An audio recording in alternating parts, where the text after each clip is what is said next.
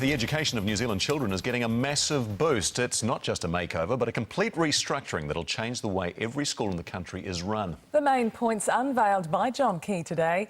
$359 million will be spent over the next 4 years on the changes. 4 new teaching and leadership roles will be created at schools, with top staff paid extra to help lift student achievement in schools within their community.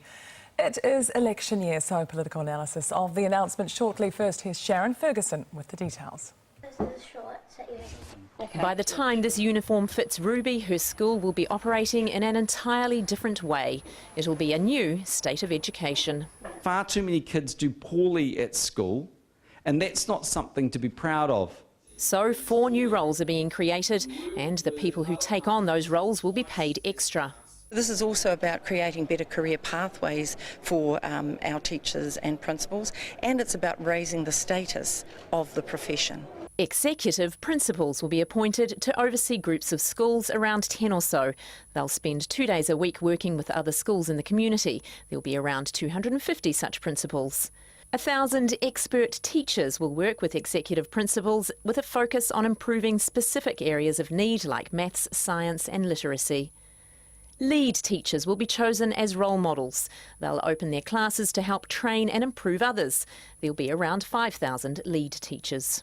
I do have some support for the model in which they're going to use to appoint people into these positions, and that it will be an external panel doing it rather than just in a local community. The expert panel will be independently drawn from the government, but with people that have real expertise that can look at the results that those teachers have achieved. The 4th role is more controversial. Change principals will be sent to 20 struggling schools. They'll be recruited by boards of trustees that want an outstanding principal to turn their results around.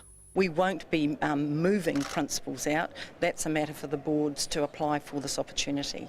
Parachuting principals in to be fix-it people hasn't worked overseas, it hasn't worked in England. The super principal, as they were called over there, I would doubt that it's going to work in New Zealand. The unions are also concerned it's the beginning of performance pay. No, it's not a performance pay in disguise. It's certainly paying the best in the industry more, without question. But the main criticism is the lack of acknowledgement of the biggest hurdles to learning. We're talking about poverty, we're talking about health, we're talking about housing, all those out-of-school factors that really impact on children and their families, their ability to be well and ready to learn. Gear checks done. This student's ready to begin high school next week, but is her school ready for the changes to come? Sharon Ferguson, One News.